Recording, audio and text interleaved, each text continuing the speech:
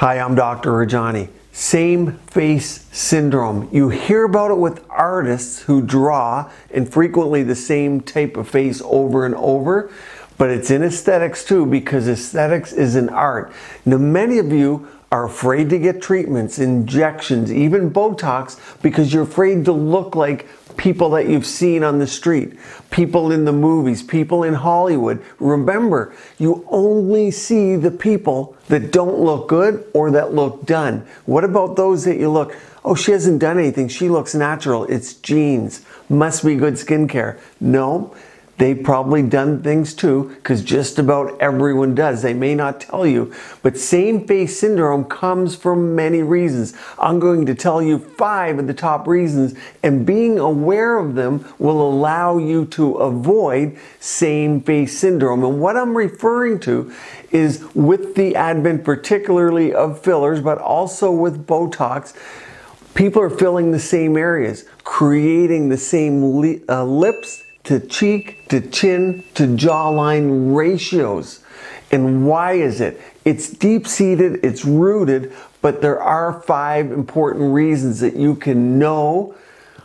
Make your injector aware of what you do and don't want. Also know as your face evolves over time so you can be your own regulator and avoid it. The number 1 reason, and these are in no particular order, is that people now treat fillers, injections like makeup. So they don't believe there's long-term consequences or look, meaning it does migrate. If something's approved for 6 months or a year, it might last 5 to 10 years. The approval of a product for longevity has little to do with how long it actually lasts for in the body. So when people are adding things, they're morphing into something else. And when results occur over time or changes occur over time, people aren't aware of that. How do I know that? A lot of what I do are subtle changes over time. And when I first started out, the biggest complaint I would get from my patients was, I don't see a difference. But now I've done this many, many years. I can look at patients 10 and 20 years ago and say, hey, you look the same or better than you saw me 20 years ago. That's a win. But it's not makeup. It shouldn't be treated like makeup. And it's lasting a lot longer, and the effects last longer in the body than people think. So it's not like a magic eraser marker or just getting a cat eye lift that will go away quickly and you can change your look. Number 2 is an industry problem, and it comes from training and teaching. A lot of injectors are used to being trained by companies. Companies can only train what they're FDA approved on. Now, training in this industry is more like an internship. It takes years, and there's no one course where someone can go and take a year or 2 long program to get it. A lot of times, people take an online course and hang their shelf up or hang their sign up and start working. Doesn't work like that anymore. It is extremely complex, and people's expectations are very different than they were 20 years ago when this was a much more simplistic industry. But let's just say, for an example, a cheek filler was FDA approved. Oh, it was around 2015, let's say 2014, everyone started getting cheeks. Well, I was filling cheeks in the early 2000s, but awareness was created because the company in 2015 then could teach cheek fillers. People liked their cheeks.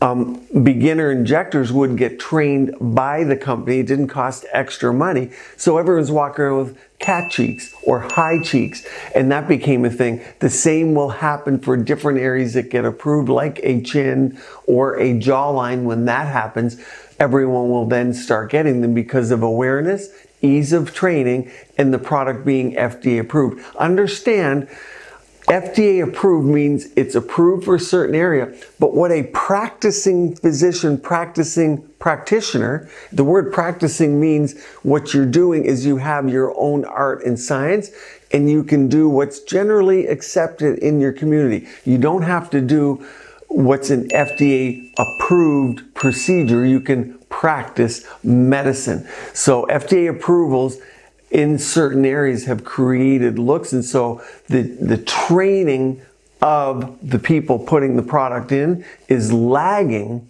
the amount of people looking for these services, meaning so many people are looking for services. The growth rate for this, the curve is very steep, but the amount of educated advanced injectors isn't matching the demand. Number 3, external beauty is math.